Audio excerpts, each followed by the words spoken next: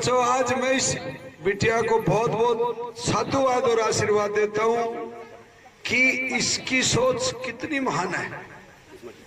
मैंने हजारों meeting attend करी होंगी, इस देश के कोने कोने में जाता हूं जहां लाखों 1.5 लाख लाखों की भीड़ आती है मुझे देखने के लिए, लेकिन इस बच्ची का यहाँ या मेरी आज पहली बार आत्मा इतनी गदगद होगी कि मालिक तेरे मेरे को इसलिए जिंदा रखा था इन बच्चों को देखने के लिए। वास्तव में मेरी अंदर आत्मा झकझोर कर दी इस बिटिया ने कि मैं करोड़ों की लाखों आदमियों की मीटिंग में इतना खुश नहीं हुआ जितना आज इन बच्चों को देख के खुश हुआ हूं, क्योंकि असली हिंदुस्तान के हीरो ये बच्चे हैं। अरे जिसका कोई नहीं उसका खुदा होता है यारो, और इंसान के रूप में एक भगवान कोई दिखाई देता है तो मैं मुंह से बड़ाई नहीं करता, हकीकत बताता हूँ। इस बच्ची को कहता हूँ और इस परिवार को कहता हूँ जो पूरा परिवार यहाँ लगा हुआ है और वो यही सोचता है आपके मानसरोवर वैशाली ये जितने भी, मैं भी चित्रकूट में रहता हूँ, लेकिन आज कौन ऐसी लेडी है जो अपने सुख को त्याग करके दूसरे को दुख को प्रकट करने के लिए सर्दी गर्मी और धूप की परवाह नहीं करती हो। आप बड़ी बड़ी महलों में रहते हैं, उनकी कोई भी लेडीज, क्या ये गरीब थोड़ी है, इनके पास पैसे की कमी थोड़ी है, क्या इन बच्चों से इनको क्या मिलेगा? लेकिन एक कहावत है, अगर दिल में प्यार है तो भगवान भी ज्यादा दूर नहीं है। अगर दिल में प्यार है तो भगवान भी ज्यादा दूर नहीं है। और मैं कहता हूं कि मैं कई बार यह कार्यक्रम श्रीमती सीमा जी वार्ष्णेय द्वारा बाल्मी समाज की झुग्गी-झोपड़ियों के मध्य आयोजित किया गया है। उन्होंने ये कार्यक्रम एक शाम कारगिल हीरो के नाम थीम पर तैयार किया है। श्रीमती सीमा जी वार्ष्णेय पिछले 10 साल से इस बस्ती में आकर बाल्मी समाज के जो कि झुग्गी झोंपड़ी में रह रहे हैं बच्चों को संस्कारित कर रही हैं, शिक्षित कर रही हैं और समाज के लाइक माइंडेड परिवारों के सहयोग से पब्लिक स्कूल में पढ़ा रही हैं। बिना नागा रोजाना 2 घंटे बस्ती में रह रही हैं और एक क्रम लगातार अनवरत चला आ रहा है। जितेंद्र कुमार जी इसी के बारे में बता रहे हैं।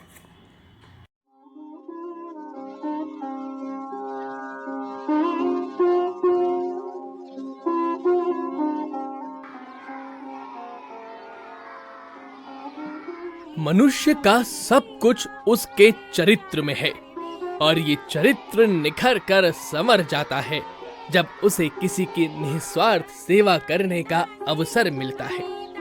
यूं तो सेवा के अनेकों रूप हैं, लेकिन तुम दुनिया के सबसे भाग्यशाली बच्चे हो और मैं सब तुम्हारे से भी बड़ा भाग्यशाली हूं कि मैं आपको देखने के लिए भगवान ने मुझे जिंदा रखा, क्योंकि मेरे सीने के अंदर इतनी गोली लगी हुई है कि जीने की हालत तो छोड़ो, डेड बॉडी उठाने की क्षमता भी नहीं हो सकती किसी इंसान में। और उसके बाद में जिंदा क्यों? क्योंकि तुम भाग्यशाली हो, तुम्हारे दर्शनों के लिए भगवान ने मुझे जिंदा भेजा है। नहीं तो आज से ठीक 17 साल पहले दुश्मनों ने इतनी गोली मारी थी मुझे, लेकिन गोली मारने के बाद में मैं उनको टपका दिया, वो ऊपर चले गए। मैंने उनको निमंत्रण कार्ड भी नहीं भेजा था, ना मैसेज करा था अगर तुम मेरे से लड़ाई लड़ने के लिए आओ।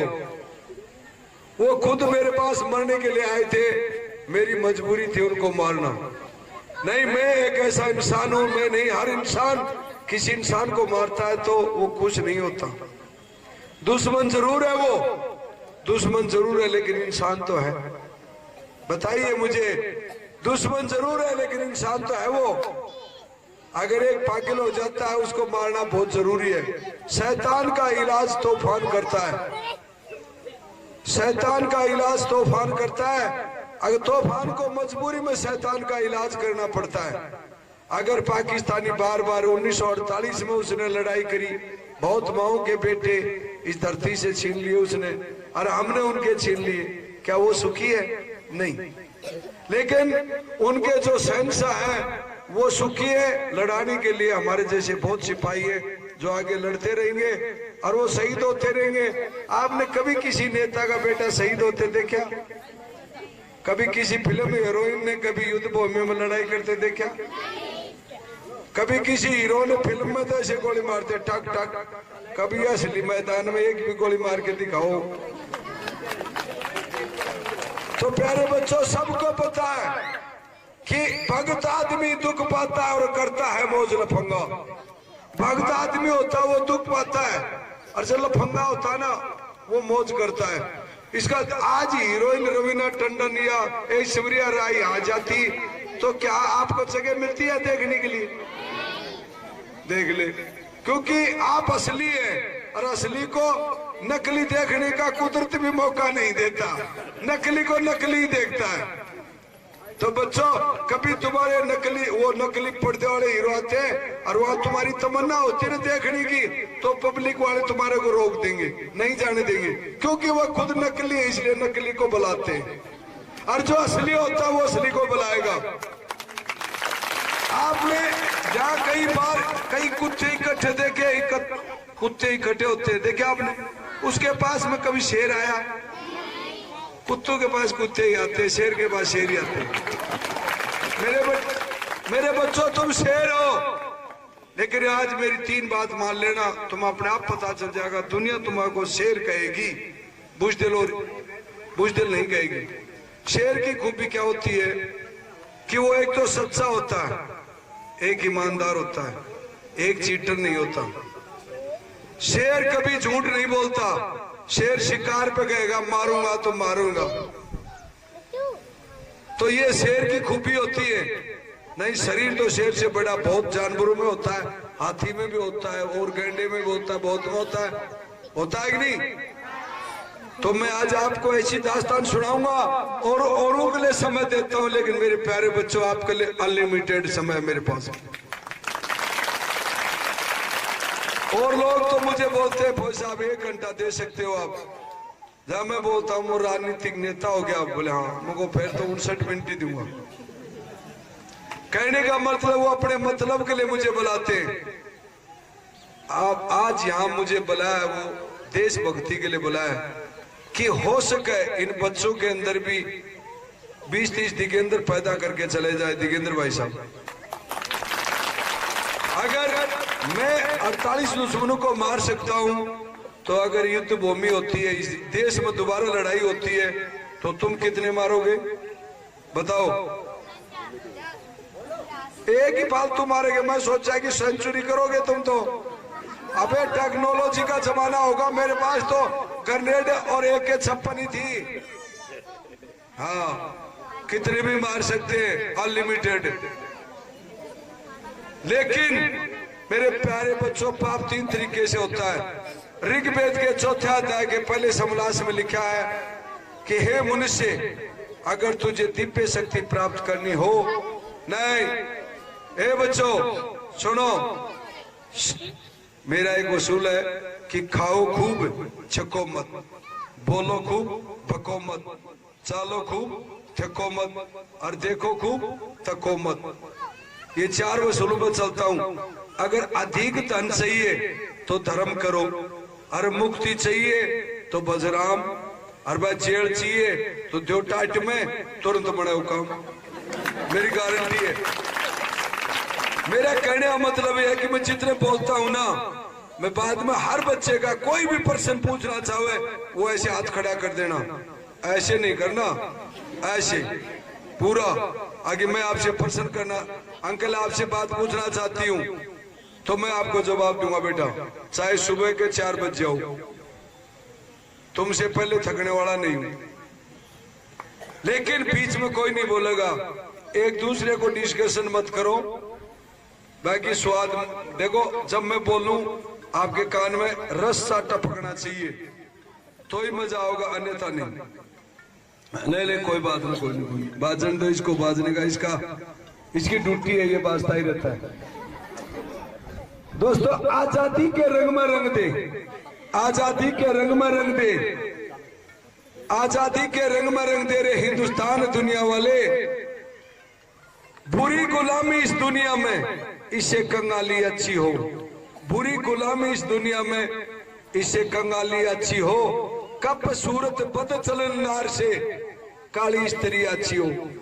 अरे जिसका घर घर से होता रे मान दुनिया वाले, आजादी के रंग में रंग दे हिंदुस्तान दुनिया वाले।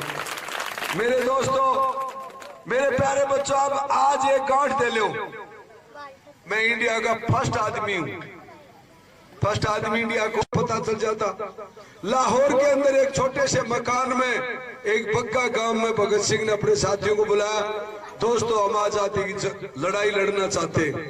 बोले यार भगते तू तो छोटा ही है, 15 साल तेरी उम्र है, तो क्या हुआ? बोले जहर तो उतना ही है। तो ये मत समझना आगे दिगेंद्र अंकल तो बड़ा हम छोटे हैं, लेकिन खून वही दौड़ रहा तुम्हारी रगू में। तो मेरे दोस्तों, जो बंदा ठान लेता है, जब 11 साल का उत्तम सिंह, ताली रहने दो, चाहिए ताली रहने दो, ताली नेता को पसंद ज्यादा आती है, ठीक है? आप सुनो, ताली में समय बर्बाद मत करो बेटा। मैं खुश हूं, आपने एक बार बजा दिया तो भी खुश हूं, और 4 बार बजाओगे तो भी खुश हूं। मेरे पास नखरी चीज, नखरा एक शब्द होता है, वो नहीं है, बचपन से ही नहीं। नखरा, नखरा किसे कहते हैं? जो नहीं खरा होता है वो करता नखरा, और जो खरा होता है उसको नखरा की जरूरत ही नहीं। इसलिए तालियों की जरूरत ही नहीं है भाई दोस्त। और घड़ी मन में आ जाए तो बजा लेना, कोई बात नहीं। तो मैं आपको बताना चाहता हूं, आज से 17 साल पहले की कहानी। ये बातें तो खूब होती रहती, लेकिन आपको -30 डिग्री तापमान में ले चलता हूं। अब यहाँ का तापमान कितना है मालूम है आपको? +30 डिग्री होगा, लगभग 30-32। और जहां मैं लड़ाई में था वहां -30 डिग्री था। यानी कि बिल्कुल गर्मा गर्म पानी को आप ऐसे गिलास में डाल के और इस प्रकार से ऊपर उछाल दो और ऐसे हाथ कर लो, आपके अंदर यूरिया खाद की तरह रने आएंगे, छींटे नहीं आएंगे। बिल्कुल गर्मा गर्म, बिल्कुल गर्म पानी को ऐसे उछालो आपके ऊपर और ऐसे मगराब घेर दो तो आपके ऊपर बर्फ पड़ेगी, पानी नहीं पड़ेगा। अगर वहां आपने मुंह और हाथ बाहर ने खोल के ऐसे देख लिया और हवा चल रही है तो ये भी साफ, बाफड़ भी साफ, ऐसे हो जाएगा जैसे गोड्डा पर का शेर हो। वहां लड़ाई बहुत तगड़ी है बच्चों। वर्ल्ड की दूसरे नंबर की सर्दी पड़ती है द्रास सेक्टर के अंदर। जिस पहाड़ी पे पाकिस्तानी फौज ने कब्जा किया था उस पहाड़ी का नाम था तोलोलिंग टॉप, और वो जमीन से 15,000 फीट हाइट थी। यानी कि ये जो बादल आप दिखाई देता है ना आपको, ये बादल हमारे को नीचे दिखाई देते थे। पहाड़ी के ऊपर चढ़ने के बाद में बादल नीचे दिखाई देते थे। मगर यार बादल तो नीचे, ये कैसे गड़बड़ हुई? आकाश ऊपर होना चाहिए, नीचे कहां से आएगा? लेकिन ऐसा होता है वहां पर बारिश की टाइम में बादल नीचे नहीं होते। कई बार देखा होगा आपने, जो पहाड़ी ऊपर बादल नीचे, ऐसे वहां हमेशा ही नीचे रहते। क्यों? बादलों की हाइट होती है 12,000 फीट। 12,000 फीट तक टॉप ऑक्सीजन होता है, 16,000 पे कम होता है और 18,000 पे कुत्ता ऑक्सीजन होता है। जैसे गर्मी मई जून के महीने में कुत्ता ऑक्सीजन कैसे लेता है जी? तो उधर फौजी की हालत यही होती है, वहां ऐसे सांस लेता पकड़ के। रियलिटी में बुरी हालत होती है, लेकिन क्या करे, उस माँ के लिए लड़ना पड़ता है। अभी बच्चे नहीं हो बोले थे भारत माता की जय, भारत माता की। कभी अमेरिका काका की जय बोली तुमने? रूस फूफा की जय बोली? और पाकिस्तान साला की बोली? बस तो इसलिए हमारी देश की धरती को भारत माता के, हम कुछ भी कर सकते हैं। अरबपति खरपति बहुत है इस मानसरोवर में, लेकिन कभी तुम्हारी तरफ ऐसे नजर उठा के देखा किसी ने? तुम्हारे को ऐसे समझते हैं कि ये तो गंदी नाली के कीड़े हैं और ये तो इसी में पड़े और इसी में पैदा हुए। लेकिन इस औरत को मैं आज देश की सर्वोपरि औरतों को सम्मान देना चाहता हूं। इसके अंदर देशभक्ति की भावना इसके रूम में भी है कि तुम्हारी तरफ ध्यान दिया इसने, तुम्हारे को पकड़ पकड़ के बोला बेटा पढ़ो, बेटा दुनिया में हर चीज को भूल जाना, लेकिन इस देवी को कभी मत भूलना। मुझे भूल जाना चाहिए एक सेकंड बाद में, लेकिन इस देवी को मत भूलना, क्योंकि इसी देवी ने तुम्हारे को मिलने का मुझे मौका दिया।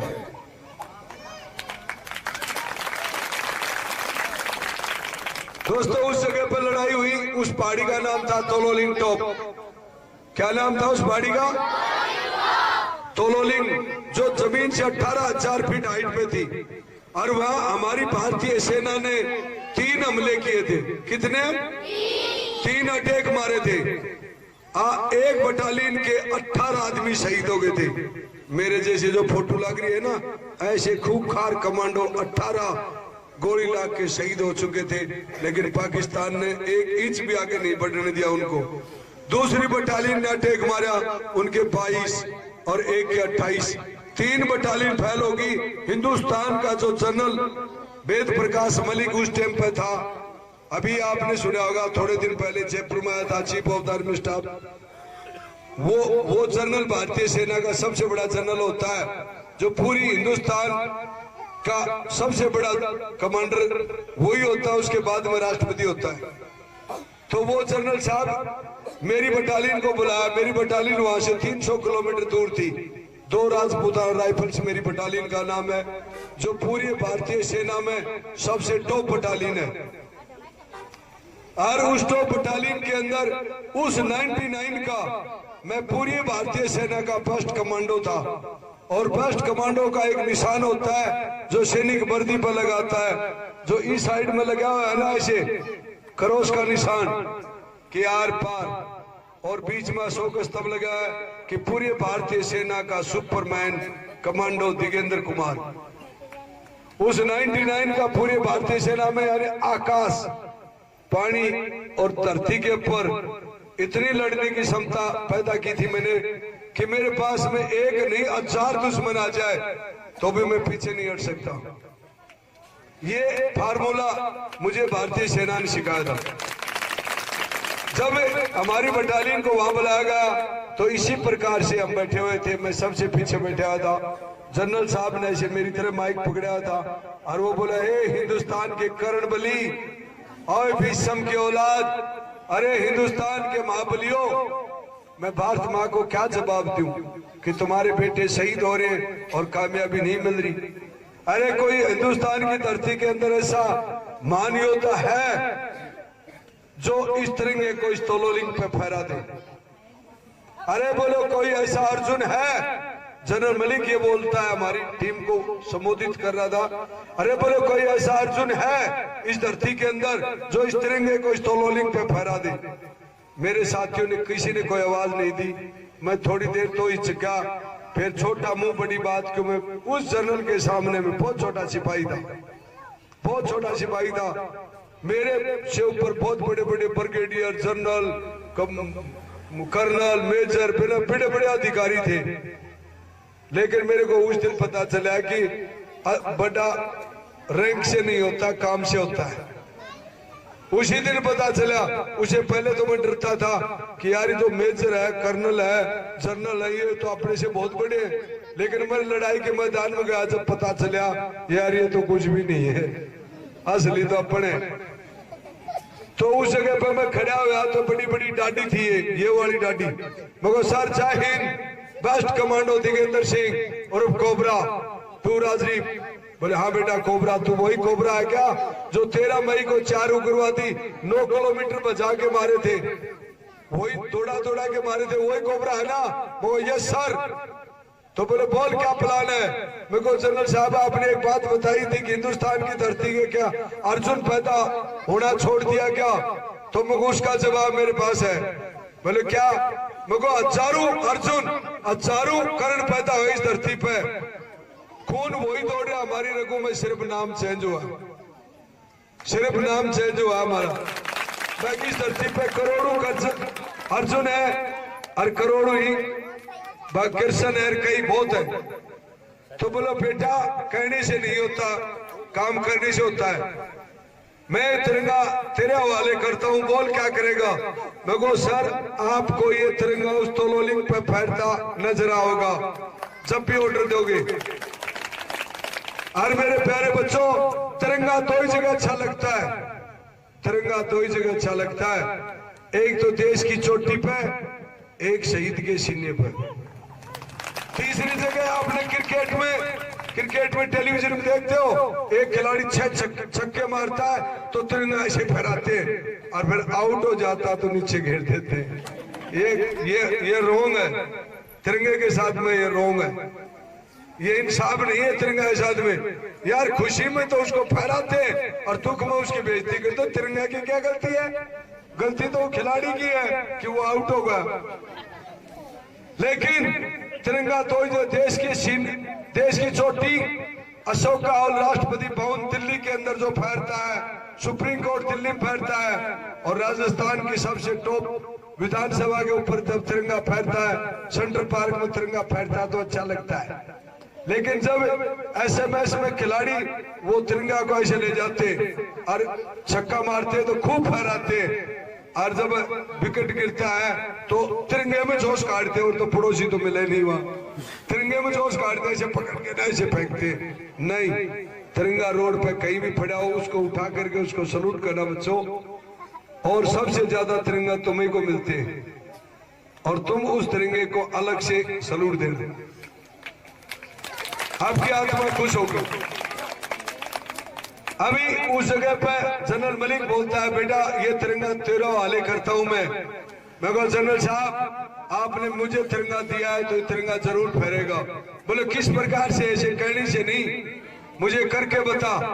मगर सर तोलोली टॉप इस प्रकार से पहाड़ी है, वो पहाड़ी ऐसे थी, इस साइड में नाला था और ऐसे दुश्मन ऊपर बैठे हुए थे, इधर हिंदुस्तान इधर पाकिस्तान, या अपने काफी फौजियों की डेड बॉडी वो गोलियों से पंपू से ऐसे उछाल रहे थे और वायरलेस सेट में गाली काट रहे थे, हिंदुस्तानी काफिरों तुमने अपनी माँ का दूध पिया है तो डेड बॉडी उठा के दिखाओ।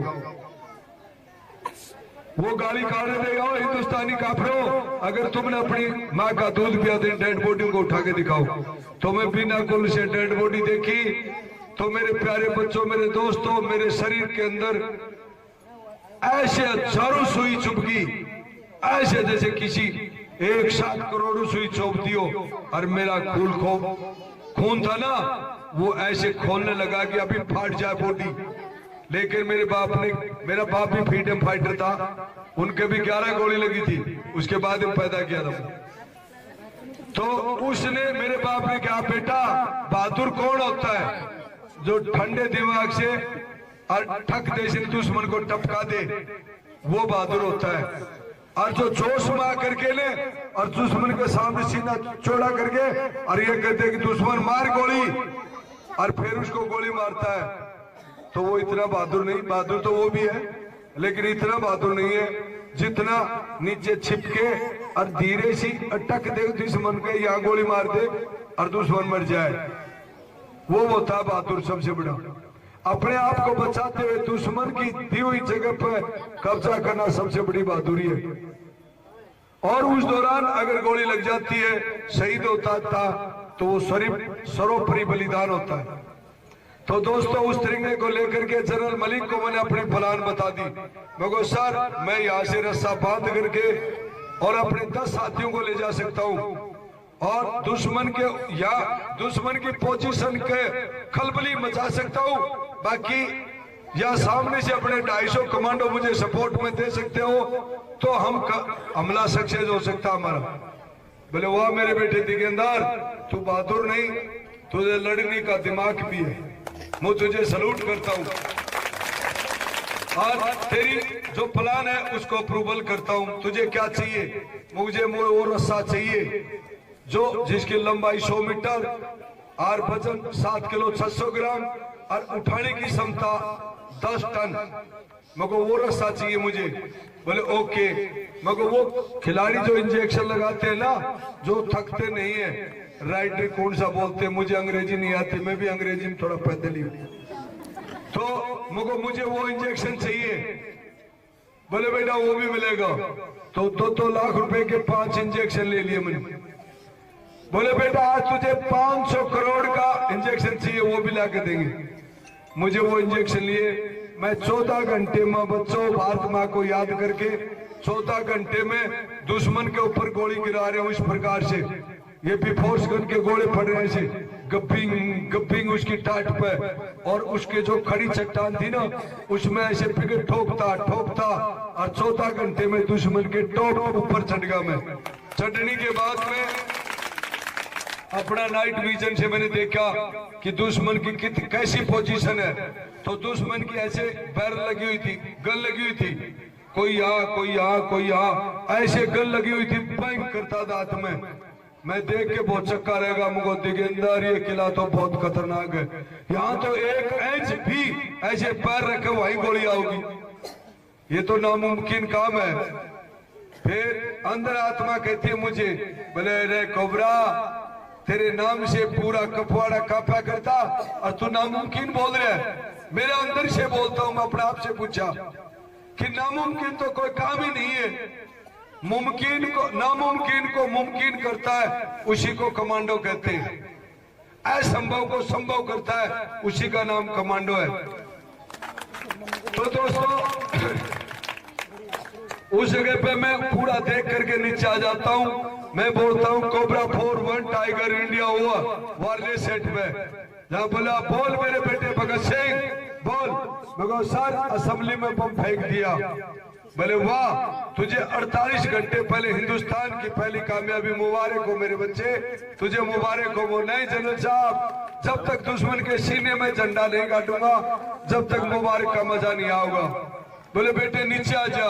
अरे मुझको जनरल साहब मरवा दिया।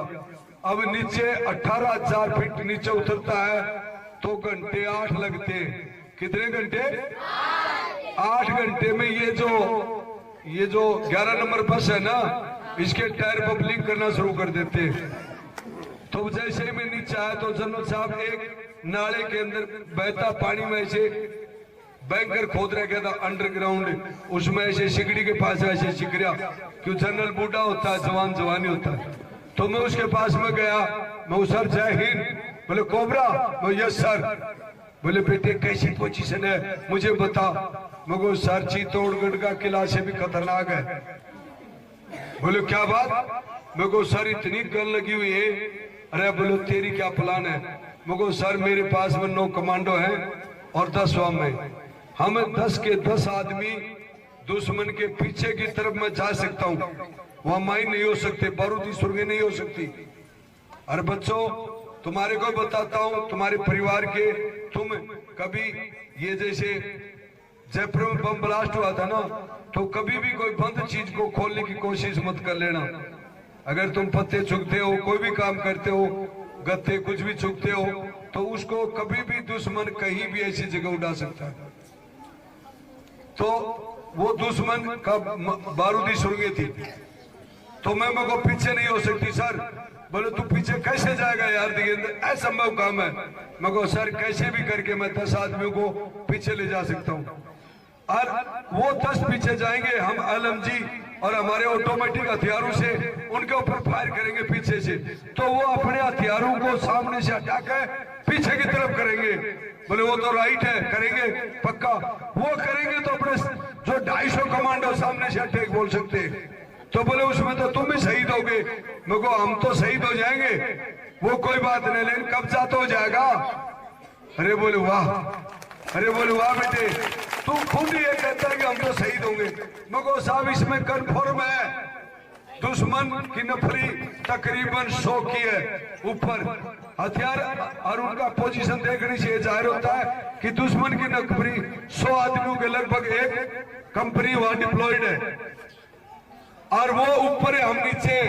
तो वहां टींड सी थोड़ी बटरी गोली आ रही है, वहां मरना निश्चित है, लेकिन होश के हम भी 5-4 को टपकाऊ। तो बोले जा बेटे, क्या तेरे को जो प्लान चाहिए वो मंजूर है। तो मैं 10 आदमी लेकर 250 सामने लेकर के 12 जून की रात को इस टाइम 12 जून 1999 को, तुम एक भी पैदा नहीं हुए थे, कदे चक्कर मत पड़ जाना। आगे हम थे पापा, वो थे उधर थे, वो बैठे, वो थे। 12 जून 1999 को 17 साल होगी। 17 साल पहले इसी टाइम अपने साथियों को मैं लेकर के मैंने बोला, मगर भाई मेरा पिट्ठू भर दो पूछ ग्रेनेडों से। तो मेरे पिट्ठू के अंदर मैंने 18 हैंड ग्रेनेड डाल दिए। कितने ग्रेनेड? हाँ बेटा तू चैन से मल्ले, मैं इनको कंट्रोल कर लूंगा। तू बैठ जा इधर आ जा। मतलब इनको बीच में बुला बुला के मैं 18 और 20 ग्रेनेड बुलाऊंगा, ये ध्यान मेरी तरफ आ जाएगा। कितने ग्रेनेड थे? 18 ग्रेनेड मैंने डाल लिए। 36 नंबर, जो एक ग्रेनेड अगर तुम्हारे बीच में फेंक दिया जाए तो तुम्हारे में एक भी ना तो मम्मी बोले ना पापा ना आ ऊपर पहुंच जाएगा, क्योंकि वो फटते ही 9 मीटर में कुछ भी नहीं छोड़ता।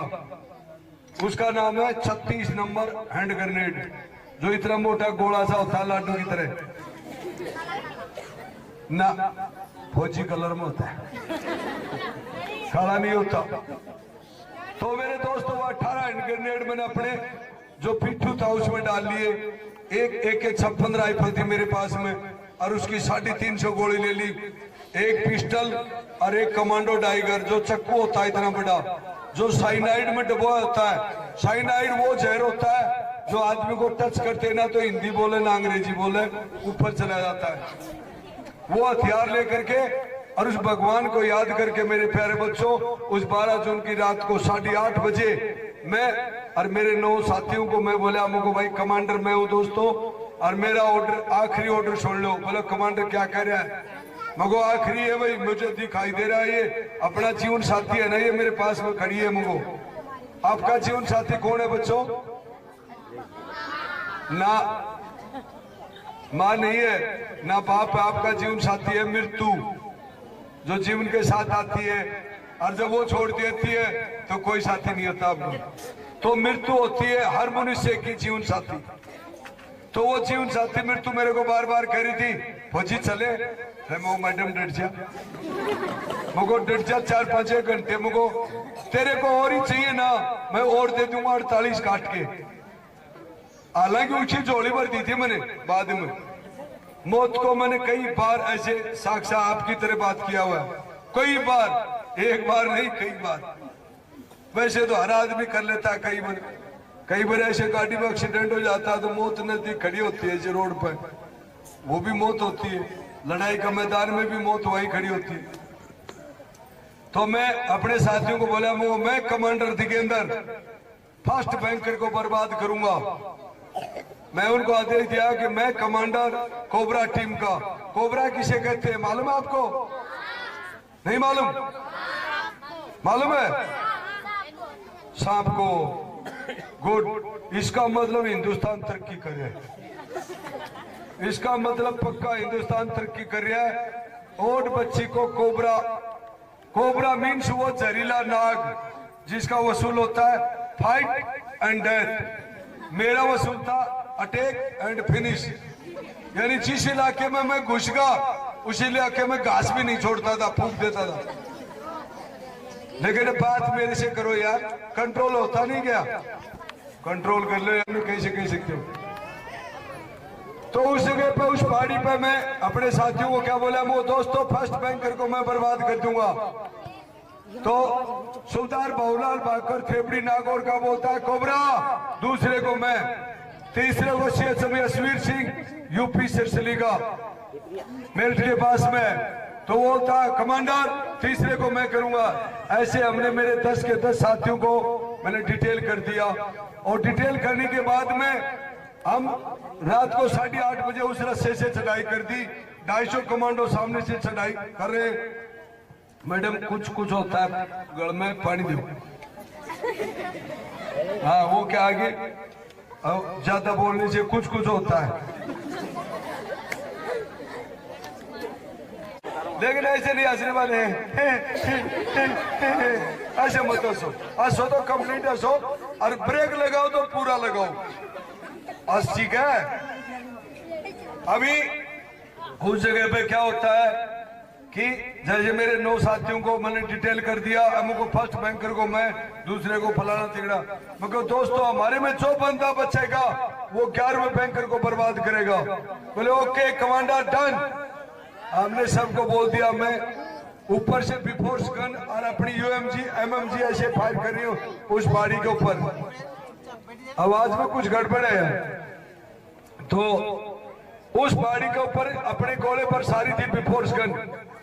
और मैं जैसे ऊपर गया मैंने अपना वायरलेस सेट खोला, मैं cobra 4 all station report over.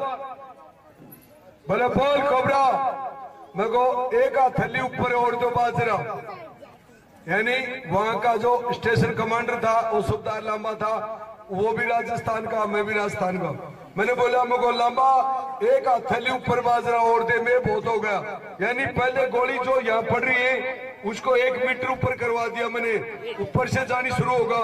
और मैं मेरे साथी अपनी गोली उसके अंदर से घुस गए सांप की तरह रेंगते हुए।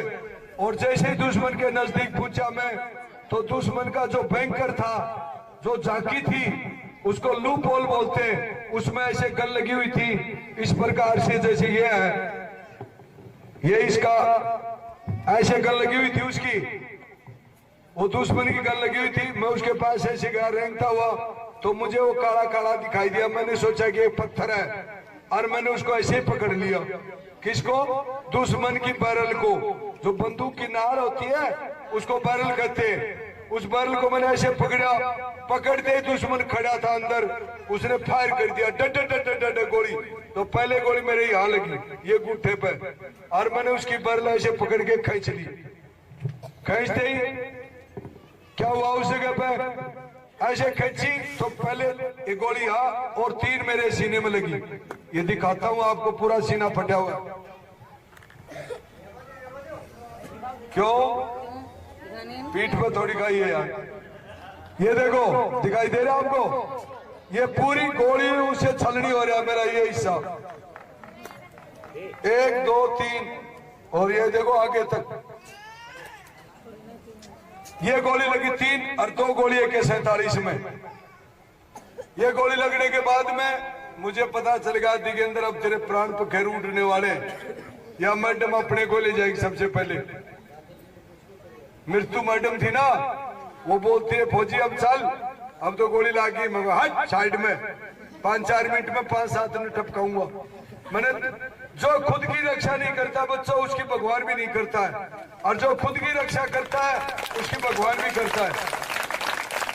मैंने तत्काल हैंड ग्रेनेड लिया, कार्ड ग्रेनेड, और 1 और 2, और अंदर लाडू की तरह रक्षा दिया वो बैंकर के अंदर।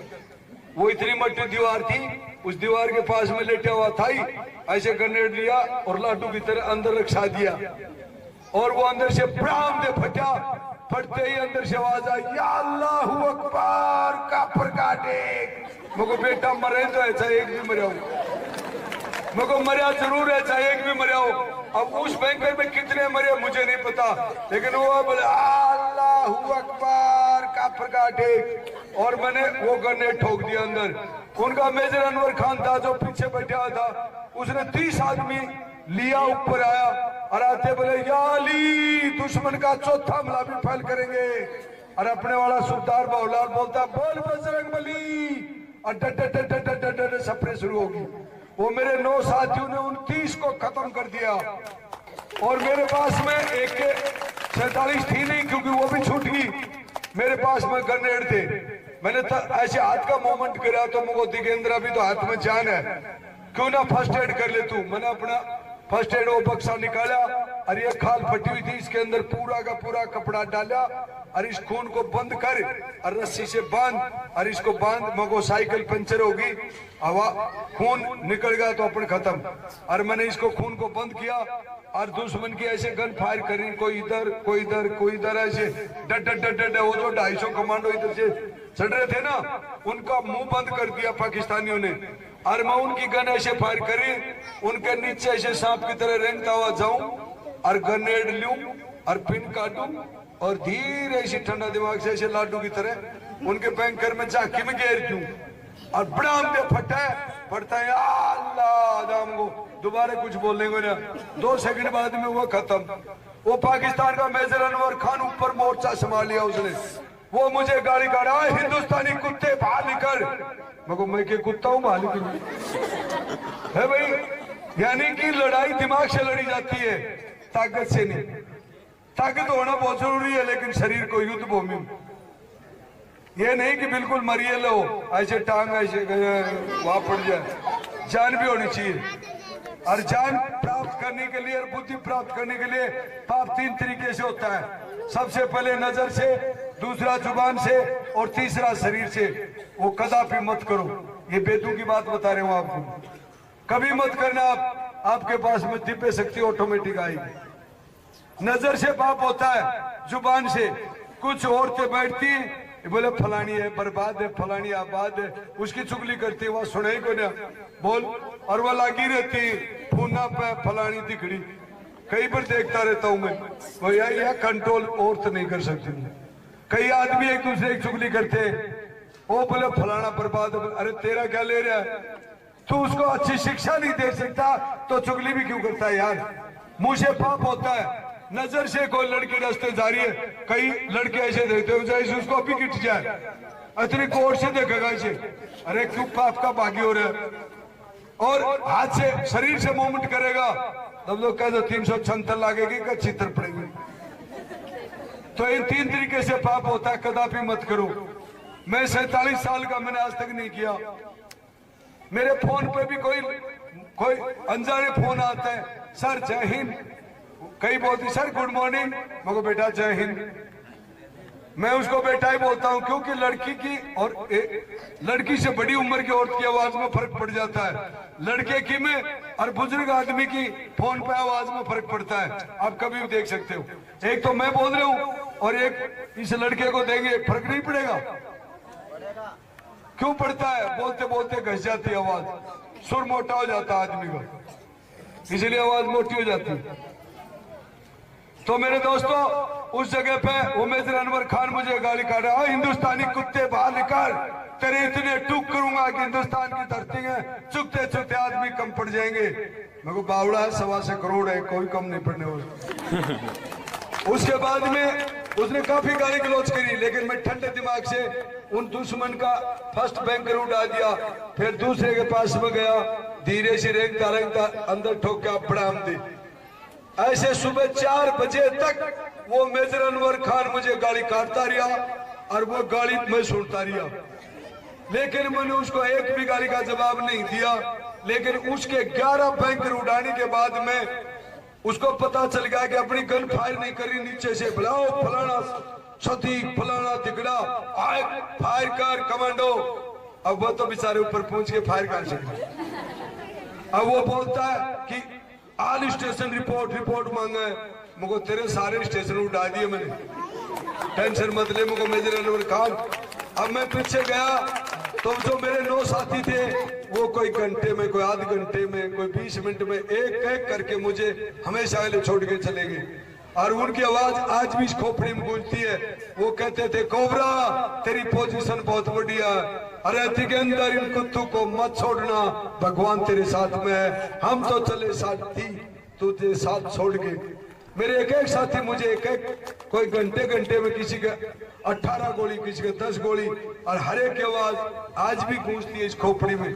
कई बार एकांत में बैठा बैठा बहुत मनन करता हूँ और बैठा बैठा मीठी मीठी रोता हूँ मैं अकेला ही। बहादुर रोते नहीं, लेकिन अपने साथियों के लिए बहुत आंसू आते हैं मुझे कि यार साथी, आज मैं तुम्हारी बात बताने के लिए मुझे भगवान ने जिंदा छोड़ा कि मेरे एक एक साथी मुझे छोड़ के चले गए। मैं उस टुकड़ी में कोई नहीं था, मैं अकेला ही बचा हूं। क्यों नहीं, हम 2 भी होते तो आज खड़ा होता मेरे साथ, आज मैं उसको बुला लेता कि आजा भाई फलाना, लेकिन वो नहीं है, वो यहाँ आस पास ही मेरे पास में ही। कहीं ने तो जन्म भी ले लिया होगा, कहीं तो 15-16 साल के बच्चे हो गए होंगे, 10वीं पास भी कर ली होगी किसी ने तो, और कई पप्पू पास भी हो गए होंगे।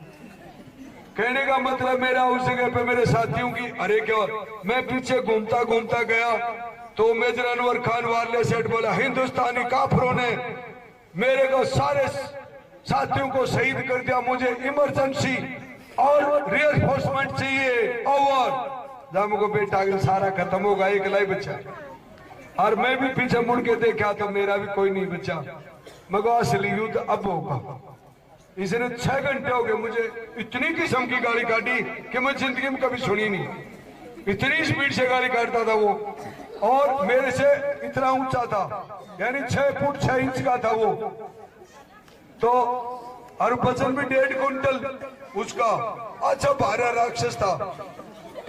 और वो मुझे गाली काटा, हिंदुस्तानी कुत्ते बाहर निकल, मैंने अब पठानी का दूध पिया है। मको मैंने भी राजस्थान की चाटनी का पिया है, छोटू को ना मुझे। और मुझे मैं तो राजस्थान का ऊँटड़ी का पूछ पकड़ ले तो 10 कोस कौन छोटू, और तन छोड़ दूंगा मुझको, बिल्कुल नहीं छोड़ू। तो मेरे दोस्तों उस जगह पे पीछे जैसे ही मैं गया तो बर्फ में ऐसे सीढ़ी कटी हुई थी, वहां मेरे एक साथी लहसनायक बच्चन, उसके सिर में गोली लगी हुई यहाँ पर, और वो मथीरा की तरफ फटा खोपड़ी, और वो बोलता है कोबरा कमांडर LMG ले ले, LMG लाइट मशीन गन, क्योंकि LMG में मैं गोल्ड मेडल हूँ। अभी रात को आपकी जो सामने लाइट जल रही है उस जगह पे आप इस प्रकार से आवाज मेरे कान तक पहुंच जानी चाहिए, वहां पर आप ऐसे आवाज कर देना इस प्रकार से ऐसे, और LMG यहाँ रख देना, वहां गोली ठोक दूंगा, मजा अंधेरी रात में। ये मेरे पास गोल्ड मेडल है उसका, कि मजा अंधेरी रात में आप तो इस प्रकार से आवाज कर दोगे ना ऐसे ऐसे, तो उसी आवाज में ठक गोली मार दूंगा। ये मेरे पास में हुनर था। तो मेरे को उसने शहीद होते टाइम बोले कोबरा कमांडर जीत निश्चित है, भाई कोबरा तेरे हाथ में LMG दिए से उसने, बोले कोबरा अलविदा हिंद, बस इतना ही बोला वो। और उसकी LMG ले ली मैंने, और उसके 750 गोली ली, और लेने के बाद में वो बर्फ में कटी हुई पैड़ी थी उसे मुंह पर चढ़ना शुरू हुआ। तो वो मेजर अनवर खान 2 HMG से फायर कर रहा, किसके ऊपर? वो जो अपने 250 कमांडो सामने से आ रहे थे ना, उनके ऊपर फायर कर रहा है। और वो ऐसे कर रहा, वो काला काला बीच में मुझे दिखाई दिया, वो जो उसकी गन लगी हुई थी वो ऐसे बीच के अंदर काला दिखाई दिया, दोनों साइड में लाल लाल वो गन दिखाई दी। मगर यही है मेजर अनवर खान। मैंने LMG इस प्रकार से पकड़ी, मेरे ग्रेनेड खत्म हो चुके थे, LMG पर दूसरा मैगजीन चढ़ाया, मैं मेजर अनवर खान सवाल सुअर की औलाद, हिंदुस्तान का सिपाही पीठ पर गोली नहीं मारता। मुझे पता था LMG है मेरे पास में, तो मैं ऐरा पता थी को उड़ा दूं। तो मैंने जैसे ही फायर किया, मेरी LMG मेरे से धोखा करके, या भगवान ने वो अच्छा ही किया होगा उसने। मैंने जैसे ही फायर किया, एक ही गोली फायर हुई, उसने अपनी पिस्टल काटी और धड़क धड़क मेरे 3-4 गोली ठोक दिया, एक यहाँ पैरों में आया, धड़ाधड़ यहाँ गोली ठोक दी उसने पिस्टल से। अब वो पिस्टल की गोली खत्म होगी बेटा की, मैंने उसके ऊपर सीधी डाई मारी ऐसे, वो मेरे पैर में उस पर वो डाई मारी तो उसका हाथ मेरे यहाँ सिर पर आया, और मैंने उसका टेटुआ पकड़ा ऐसे, कैसा टेटुआ समझते हो ना, ये टेटुआ पकड़ा, और उसको पकड़ के ना ऐसे पीछे गया और मारी किक, और नीचे गुड़ता गुड़ता पहाड़ी से आए, बोले हिंदुस्तानी मुझे छोड़ दे। वो क्यों बरात मारा, छोड़ दू, बरात मारा तो छोड़ दू भाई, कोई बात नहीं, दारू पी के गलती होगी हुई। अब उसका टेडुआ पकड़ लिया, अब मैं गुड़ते गुड़ते ऐसे पापड़ा पर चला रहा, कोई 1000 फुट नीचे चले जाते हम। मैंने उसके काप बात पर ली चचा के, कम से कम मुझे 4-5 मिनट होगी, क्योंकि उसके दोनों हाथों को दबा लिया मैंने। मगर होश के इसके बाद कोई पिस्टल हो, कोई चक्कू हो, है मेरे पास भी चक्कू तो था ही, लेकिन हमने वो हिंदुस्तानी मुझे छोड़ दे, उसका टेटुआ दबाया रिया और बात बढ़ा रिया। अब वो बोलता आ करता रिया। लास्ट में मैंने बहुत बड़ा रिस्क लिया कि किनारा यहाँ से थोड़ी दूर था, मैंने अपना कमांडो टाइगर काटा और उसकी गर्दन में बैठा दिया, यहाँ गर्दन बैठाया, और वो बोले मुझको बन गो काम। मैंने उसकी मुंडी पकड़ी, मुंडी पकड़ के और उसकी गर्दन काट के कमांडो टाइगर को दूर फेंका। फेंकने के बाद में उसकी मुंडी को ऐसे लेकर के और भारत माता इसे बोलता ऊपर बाड़ी के ऊपर चढ़ा। मैं जैसे ऊपर चढ़ा, अमेरिकी सैटेलाइट में मेरी ये डाडी वाली फोटो आ गई। कौन सी? नहीं, हिंदुस्तान गवर्नमेंट मेरे जैसे बदमाश को कदे महावीर चक्कर नहीं देती जिंदा। अमेरिकी सैटेलाइट की वजह से मुझे महावीर चक्कर दे दिया। पूरे देश में एक ही जिंदा हूं मैं, ये मेडल मरणोपरांत मिलता है। तो जब अमेरिकी सैटेलाइट मेरी फोटो आ गई, मुंह पर चढ़ा, चढ़ने के बाद में उस मुंडी को तो फेंका परे मैंने, और मैं तिरंगा झंडा काटा और मेरा चीमी चलाना शुरू होगा। कभी टांग इधर, क्योंकि सारी तो तोड़ दी मेरा बटान गोली से, कभी टांग ऐसे लचपड़ कर ऐसे करे, कभी ऐसे करे। मैं ऐसे गुड़ता गुड़ता और फिर उसकी वो जूता पकड़ के और गड़ ऊपर खींच के और पत्थर का सारा लगा के उसकी डेड बॉडी बेचे कि ऊपर वाली तो सामान था ही नहीं, वो नीचे का ही था। उसको ऐसे लगा, तिरंगा झंडा लिया, राइफल में गाला और उसकी नाड़ में गाड़ दिया इधर ही। मगर यार अगर झंडा कहाँ गाड़ू, लोग पत्थर ही पत्थर थे, पत्थर में झंडा थोड़ी गड़ेगा, उसके लिए नरम जगह चाहिए थी। और मैंने उस डेड बॉडी के अंदर ही वो ऐसा कैसा तिरंगा झंडा गाड़ दिया और फिर भारत माता की जो जय बोल दी। इतना ही समय में मेरी बटालियन पूरी पहुंच गई। मेरा बटालियन कमांडर कर्नल रविंद्रनाथ आकर के ने बोलता, कोबरा मेरे बच्चे, आज हिंदुस्तान की 1.25 करोड़ जनसंख्या की तरफ से तुझे कारगिल युद्ध की पहली कामयाबी मुबारक हो, मुबारक हो मेरे बच्चे। और बोले धन्य हो माँ बाप जिसने तेरा जैसा बब्बर शेर पैदा किया। बेटे बोलो आज पूरा देश बना, आज मुझे तने आज कारगिल युद्ध की पहली कामयाबी का पहला झंडा गाड़ दिया है। मगो कर्नल साहब, मगो अभी प्राण पखेरु जाने वाले हैं, लेकिन आपके साथ मेरे 2 भाई है माजाई, मान सिंह और भूप सिंह। मगो इन दोनों भाइयों को मेरी डेड बॉडी जरूर दिखा देना। बोलो नहीं ठेकेदार तुझे जीना होगा। मगो जीना तो मैं भी चाहता हूँ, लेकिन मगो कई पंचर काफी हो चुका, अब बचना मुश्किल है। बोले नहीं तो इतनी देर में लड़कों ने मेरे फर्स्ट एड जगह खून बंद कर दिया। बंद करने के बाद मैं करेंगे कि इंजेक्शन है वो तो लगा दो, वो इंजेक्शन लगा दिया मैंने। लगाते थोड़ा करंट सा आगा बॉडी में, जब मगो अब तो मैं जी सकता हूँ कर्नल साहब। मगो पर मेरे भाई कहा, बोले ये आगे तेरे भाई दोनों मेरे साथ ही थे, तो वो दोनों भाई आए। बोले भाई साहब, मान सिंह बोलता है कितनी गोली लगी? मगर तू खुद ही गिन ले, मुझे तो पता ही नहीं, पूरी बॉडी सुननी हो रही है। तो उसने मेरे चेक करा, बोले भाई साहब 5 तो बड़ी लाग रही, छोटी मोटी और है। तो मगर तू कितना बदला लेगा? मैंने पिताजी का बदला ले लिया। बोले 5000 तक नाश्ता भी नहीं करूंगा भैया, बोले मारूंगा दुश्मनों को। और दोस्तों, हम एक माँ के 3 बेटे कारगिल युद्ध में एक साथ थे। मैंने श्रीलंका के अंदर भी 16 उग्रवादी मारे, युगांडा में भी उग्रवादी मारे, कांगो में मारे, भूटान और श्रीलंका और कपवाड़ा यहाँ ऐसे तो जगह तो मैंने बहुत मार चुका, क्योंकि मैथ में मैं काफी कमजोर हूँ, गिनती नहीं करता, मारता ही हूँ। फिर मैं वहां का हॉस्पिटल श्रीनगर में, तो देश का प्रधानमंत्री अटल बिहारी वाजपेयी, मैं हेलीकॉप्टर से नीचे उतरते ही बोले, वाह रे मेरे बेटे कलयुगी भीम, तुझे हिंदुस्तान की पहली कामयाबी मुबारक हो। अरे बेटे तेने 48 मारे, बाबा है 48 मारे, मुझे तो पता ही नहीं, मुझे एक की मुंडी काटी थी। बोलो 11 बैंकर के अंदर तने ही ग्रेनेड ठोके, तेरे साथियों के सभी के ग्रेनेड वहां के वहां सुरक्षित रखे, सिर्फ तेरे 18 ग्रेनेड फायर हुए हैं, और जिनसे किसी में 4, किसी में 5, किसी में 2, ऐसे 11 बैंकरों में 48 आदमी तने मारे। तो बोले हाफ सेंचुरी में 2 की कमी है बेटा तू? मगर नो डाउट हूं। बोलो डॉक्टर बोलता है नो डाउट रखूंगा, मेरा नाम कर्नल LP सदोत्रा है। बोले बच्चे तेरे को चंदा रखूंगा, मगर गोली काट दे खुश हो जाऊंगा। उसके बाद मेरी गोली निकाली और दोस्तों में खुश होगा, यानी देश मुझे जिंदा